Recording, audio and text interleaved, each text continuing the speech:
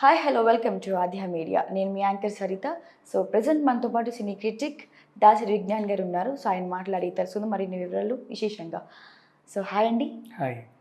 So present మనకి కొన్ని రోజులు ట్రెండింగ్గా నడుస్తున్న టాపిక్స్లో నిహారిక విడాకుల గురించి. సో తాజాగా మనం కోర్టు మంజూరు చేసింది. సో మొన్నటి వరకు అది కొన్ని రూమర్స్ అని ట్రూడల్స్ అని చాలా విధాలుగా మనం విన్నాం. సో అది ఎంతవరకు నిజం, ఎంతవరకు అబద్ధం సార్? బేసిక్లీ చాలా కాలం నుంచి వీళ్ళకి ఎప్పుడు ఆగస్ట్ 2020లో నిశ్చితార్థం అయితే డిసెంబర్లో అనుకుంటా వెడ్డింగ్ అయింది. తర్వాత నెక్స్ట్ ఇమ్మీడియట్గా 2021 ఆగస్ట్లో August 5th 4th around apartment ఫ్లాట్లో ఏదో చిన్న గొడవ జరిగింది అని చెప్పేసి న్యూస్లో వచ్చాయి. ఆ అబ్బాయి కూడా పాపం క్లారిటీ ఇచ్చాడు, ఇది ఓకే. తర్వాత ఇక తడప చిన్న చిన్న ఇష్యూస్ అంటే ఈ అమ్మాయి పబ్లో డ్రగ్స్ తీసుకోవడం కేసు దొరికిందని ఇంకేవేవో వార్తలు. నిజం ఉన్నా లేకున్నా సెలబ్రిటీస్ మీద ఏమైనా సరే కొన్ని రూమర్స్ వచ్చాయి అంటే బాగా వైరల్ అవుతాయి, అది మనకు తెలిసిన విషయమే. పైగా నిహారిక కొనిదెల పబ్లో దొరికింది, డ్రగ్స్ తీసుకుంది. ఆమె పబ్కి వెళ్ళుండొచ్చు, సరదాగా అక్కడ కూర్చొని ఉండొచ్చు అంతే. ఆ టైంలో అక్కడ డ్రగ్స్ రైడ్ అయ్యి ఉండొచ్చు, ఇంకెవరన్నా దొరుకుండొచ్చు. బట్ వీళ్ళని బేసిక్గా బాగా ఫోకస్ చేస్తారు. సేమ్ మనకి ఇప్పుడు మన కార్డెల్లా షిప్లో 1300 మంది వెళ్తే అందులో డ్రగ్స్ తీసుకుంటున్న వాళ్ళని పట్టుకుంటే షారూఖ్ ఖాన్ కొడుకు అక్కడ ఉన్నందుకు ఆ అబ్బాయిని A1 చేసేసారు. అతనే మెయిన్, ఆయనే తెచ్చి వీళ్ళందరికీ ఇచ్చాడు, వీళ్ళకి దగ్గరుండి తినిపించాడు అని చెప్పారు ఆ రేంజ్లో. సో సేమ్ ఇప్పుడు నిహారిక అయినా సరే ఎవరైనా సరే ఎక్కడైనా సరే ఇట్లాంటివి ఏమైనా ఉంటే మేజర్గా సెలబ్రిటీస్ ఉంటే వాళ్ళనే బాగా ఫోకస్ చేస్తారు. ఇప్పుడు డ్రంక్ అండ్ డ్రైవ్లో రోజుకి 500 మంది దొరుకుతారు, 5000 మంది దొరుకుతారు. యాంకర్ ప్రదీప్ దొరికితే ఏదో పెద్ద ఇష్యూ, యాంకర్ ప్రదీప్ అంటే అట్లా అంటే ఏదో రోజు డ్రంక్ అండ్ డ్రైవ్లో దొరికే వాళ్ళందరికీ ప్రదీపే మందు పోయించి పంపినట్టు చేస్తారు. అలా ఆ రేంజ్లో వీళ్ళు ప్రొజెక్ట్ చేసేసరికి ఎవరికి ఏదేమన్నా ఉన్నా బట్ సెలబ్రిటీస్ అంటే ఓకే, అమ్మాయి అంటే ఓకే. రీసెంట్గా వాళ్ళ లైఫ్లోకి వచ్చినటువంటి అబ్బాయిలు ఫీల్ అవుతారు కదా, ఇప్పుడు ఇతని విషయంలో అది జరిగింది అంటే ఆమె తీసుకుండొచ్చు తీసుకోకపోవచ్చు, అది తర్వాత సంగతి. అది ఎవరి దగ్గర ఆధారాలు లేవు, రుజువులు లేవు. కానీ ఈయన బయటికి ఎక్కడికన్నా వెళ్తే మీ ఆవిడ ఇలా అంట కదా, ఏదో దొరికిందంటగా, ఆవిడే తాగుద్దా, నువ్వు తాగుతావా, నువ్వు ఎప్పుడైనా టేస్ట్ చేసావా, ఇట్లా రకరకాల అవన్నీ వచ్చేసరికి వాళ్ళకి అనిపిస్తుంది బేసిక్లీ మన ఎక్కడున్నాము, ఏం చేస్తున్నాము, ఎందుకు వీళ్ళందరితో నేను అనిపించుకోవాలి అని చెప్పి అనిపిస్తుంది. వై బికాజ్ అతను ఎవరైనా నార్మల్ పర్సన్ని పెళ్లి చేసుకుంటే ఉండేవి అసలు ఎదురవ్వవు. నార్మల్ ఎవరినైనా సరే పెళ్లి చేసుకుంటే ఇసలు ఎదురవ్వవు. అండ్ అసలు మనకు నిహారికని పెళ్లి చేసుకునేంత వరకు ఈయన ఎవరో కూడా మనకు తెలియదు. రైట్ అలా ఉన్నప్పుడు ఇతను ఇంకెవరైనా పెళ్లి చేసుకుంటే నిజంగా అక్కడ డ్రగ్స్ కేసులో దొరికిన అసలు వార్త కూడా అవ్వదు. ఏం రాస్తారంటే ప్రముఖ పబ్లో రైడ్ జరిగింది, ప్రముఖుల పిల్లలు ఉన్నారు అని చెప్పి వదిలేస్తారు అంతే, అంతమించి ఏమీ చేయరు.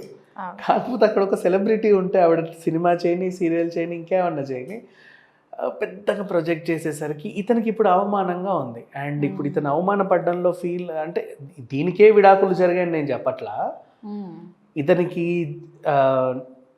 ఆమెతో ఉన్న నెగిటివ్స్లో ఇది ఒకటి అలా. అండ్ నెక్స్ట్ షూటింగ్లు చేయడం, ఇవన్నీ చేయడం వాళ్ళ ఇష్టం. ఇప్పుడు ఫర్ ఎగ్జాంపుల్ 2 గొప్ప ఇంట్లో పెళ్ళిళ్ళు అయ్యాయి. అమ్మాయి చిన్న ఫ్యాషన్ డిజైనింగ్ నేర్చుకుందండి, పెళ్ళయ్యాక ఒక బొటీకు అంటే సరే కానివ్వండి అంటారు, తెలిసిందే. వాళ్ళు కూడా ఏం చేస్తారు, జూబ్లీ హిల్స్లోనే వాళ్ళ ఇంటి దగ్గరలోనే మంచి బొటీక్ కూడా పెట్టుకుంటారు, ఫ్యామిలీకి ఇంపార్టెన్స్ ఇస్తూ నడుపుకుంటారు అడప. అమ్మాయి చిన్న బ్యూటీషియన్ కోర్స్ నేర్చుకుందండి, ఓ చిన్న పార్లర్ ఏదో పెట్టుకుంటా అంటారు, అయ్యో పర్వాలేదు కానివ్వండి అంటారు, ఇది కామనే. వాళ్ళు కూడా మనం ఎప్పుడైనా ఫోన్లు చేస్తే అమ్మ మా డ్రెస్ ఇది అయిందా, ఇది ఎప్పుడు ఇస్తారు అంటే 3 days నేను ఉండనండి, మా ఫ్యామిలీతో ట్రిప్ వెళ్ళాలి, మా ఫ్యామిలీతో ఫంక్షన్కి వెళ్ళాలి, ఇవాళ ఈవినింగ్ నేను ఉండట్లేదు, మా ఆయనతో బయటకు వెళ్తున్నాను, ఇలా చెప్తారు. అంటే ఫ్యామిలీకి ఇంపార్టెన్స్ ఇస్తూనే వాళ్ళు బిజినెస్లు చేసుకుంటారు. ఇక్కడ కూడా పెళ్ళికి ముందు అమ్మాయి ఇంతకుముందు ఏదో ప్రొడక్షన్ చిన్నగా చేసిందండి, పెళ్ళయ్యాక కూడా ఓకే కానివ్వండి. కాకపోతే ఇక్కడ వచ్చేసి ఏంటంటే మన షూటింగ్ ప్రొడక్షన్ విషయానికి వస్తే పొద్దున 5 గంటల నుంచి రాత్రి 10 గంటల వరకు వాళ్ళ ఇంటికి రారు. అంటే ఇదంతే కదా, ఇప్పుడు ఆర్టిస్టులు టెక్నీషియన్సే మార్నింగ్ వెళ్తే సాయంత్రం ఎప్పుడో వస్తారు. అలాంటిది తనే ప్రొడ్యూసర్ అయినప్పుడు అన్నీ చూసుకోవాలి. అమ్మ ఎంతకాలం ఈ షూటింగ్ నువ్వే ప్రొడ్యూసర్ కదా, కొంచెం 1-2 డేట్స్ తీసి పక్కన పెట్టుకో, ఫ్యామిలీ టైం కూడా ఇంపార్టెంట్ కదా అని ఉంటే, ఒకవేళ ఒక 2 రోజులు లీవ్ పెట్టింది అనుకుందాం ఫర్ ఎగ్జాంపుల్, ఆ రోజు కూడా పొద్దున్న సాయంత్రం బెల్లులు కొడతా ఉంటారు. మేడం యాక్చువల్లీ రేపు ఏం జరిగింది దట్ డే అని ఒకడు వస్తాడు రాసుకుంటా. పోనీ ఖాళీగా కాసేపు కూర్చుందంటే ఫోన్లు వస్తాయి, ఎల్లుండి ఇచ్చేద్దాం, రేపు వచ్చేద్దాం, ఇచ్చేద్దాం. అంటే ఫ్యామిలీకి స్పేస్ ఇవ్వలేరు వీళ్ళు, ఇవ్వలేరు. బేసిక్లీ సినిమా అంటే అంతే కదా, ఇవ్వలేరు ఎవరు. సో ఆ రకంగా చూసుకుంటే మేబీ అంటే నాట్ ఓన్లీ నిహారిక విషయంలో నేను చెప్పట్లా, జనరల్లీ చెప్తాను. వీళ్ళ లైఫ్లో అయిందని నేను కాదు నా ఉద్దేశం. జనరల్గా ఇప్పుడు మన సమంత అయినా సరే, ఇద్దరు ప్రొఫెషన్స్లో, ఆవిడ బిజీ, ఇతను బిజీ ఉండి పర్సనల్ లైఫ్ ఎప్పుడు ఎంజాయ్ చేస్తారు. ఇప్పుడు నాగార్జున గారు ఒక ఫ్యామిలీ మీటింగ్కి అటెండ్ అవుతారు, అమల గారు ఉంటారు, తప్పో నాగ చైతన్య కూడా ఉంటాడు, ఈ అమ్మాయి ఉండదు. ఎందుకు అంటే ఆ టైంలో she is committed with some other shoots. అయితే వీళ్ళ ప్రాబ్లం ఏంటంటే సమంత విషయంలో, వీళ్ళు హీరోలు కాబట్టి ఈరోజు హీరో లేడు అంటే షూట్ లేదు, అవి హీరోయిన్ కాబట్టి ఈరోజు హీరోయిన్ లేదని ఉండొద్దు, అదంతే, అది వాళ్ళు చచ్చినట్టు ఉండాలి. సో హీరోలకి హీరోయిన్లకు మనకు వ్యత్యాసం చూస్తాం కదా. సో అట్లా వాళ్ళకి ఇబ్బందులు అయ్యి ఏదో రకంగా వాళ్ళు విడాకులు తీసుకున్నారు, వదిలేద్దాం. ఇప్పుడు ఇక్కడ విషయానికి వస్తే ఈ అబ్బాయి నిజంగా చాలా డీసెంట్. ఇక్కడ ఇతను తప్పు అయితే నేను ఉందని నేను అసలు చెప్పను. వై? బికాజ్ వీళ్ళ డాడీ ప్రభాకర్ గారు మంచి ఐపీఎస్ చదువుకున్న ఆయన, ఐజీ, అండ్ ఉగ్రవాదుల్ని పట్టుకున్నాడు, అండ్ కడప రాయలసీమ ఈ టైప్లో ఫ్యాక్షనిస్టులని ఎదుర్కొన్నాడు. మంచి ఐజీ తెలుసా. కరోనా టైంలో కూడా చాలా చాలా చాలా మందికి చాలా రకాలుగా ఉపయోగపడ్డాడు. అంటే అండ్ మళ్ళీ వాళ్ళ తాత, ఆయన కూడా ఇన్స్పెక్టరే, ఈ అబ్బాయి వాళ్ళ తాత. అంటే ఒక పద్ధతి గల ఫ్యామిలీ.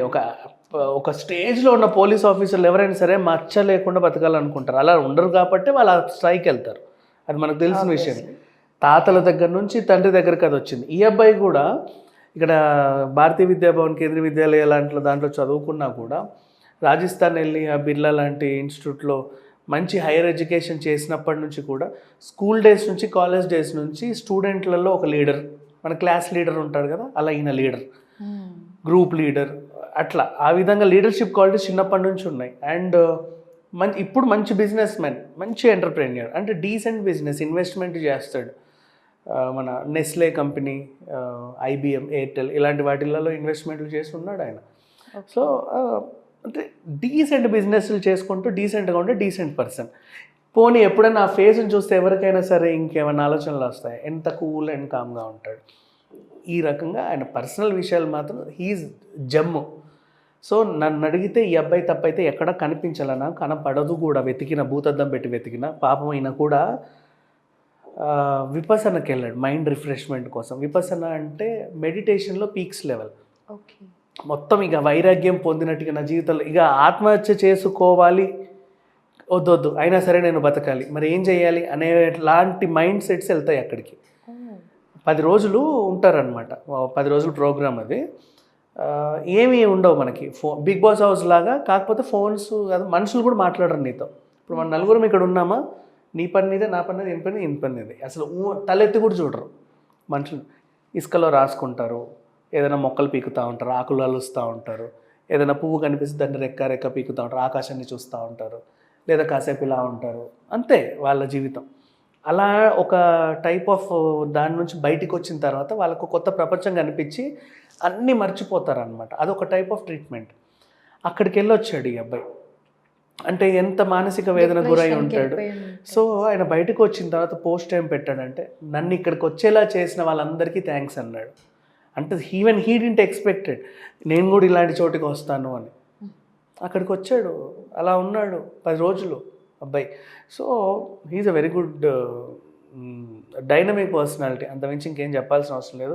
ఇద్దరిలో తప్పు ఎవరిదో ఏంటో నాకు తెలియదు, ఒకరిని క్లెయిమ్ చేయడం కూడా తప్పు, బట్ ఇతని తప్పు మాత్రం లేదని నేను గట్టిగా చెప్తా. He is a very good guy, అంతే.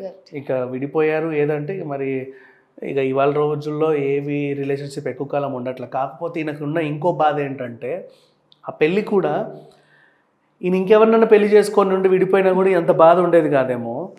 ఈవిడ పెళ్ళి కాబట్టి ఇంట్లో పెద్ద సెలబ్రిటీస్ అందరూ వచ్చి డెస్టినేషన్ వెడ్డింగ్ తీసుకెళ్ళి అక్కడ చేశారు.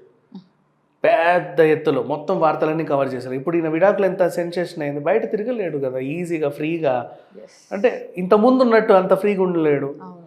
ఎక్కడికన్నా పబ్బుకో రెస్టారెంట్ సరదాగా వెళ్ళి ఇట్లా కూర్చున్నా హే హే అంటారు ఎవరైనా చుట్టుపక్కల వాళ్ళు. అదంతా ఒక టైప్ ఆఫ్ ఉంటుంది. అంటే 10 రోజులు ఇక్కడ నుంచి బయటకు వచ్చినా కూడా ఆయనకు మెంటల్ టెన్షన్ ఇంకా పోలా. సో ఏదేమైనప్పటికీ అతనైతే లైఫ్లో బాగుండాలని, ఇంకేమన్నా మంచి అమ్మాయిని పెళ్లి చేసుకుంటే ఇన్ కేస్ మనకు తెలిస్తే లైఫ్ బాగుండాలనే కోరుకుంటాం. ఇంకంతమించి ఇంకేం. Thank you so much. Thank you so much.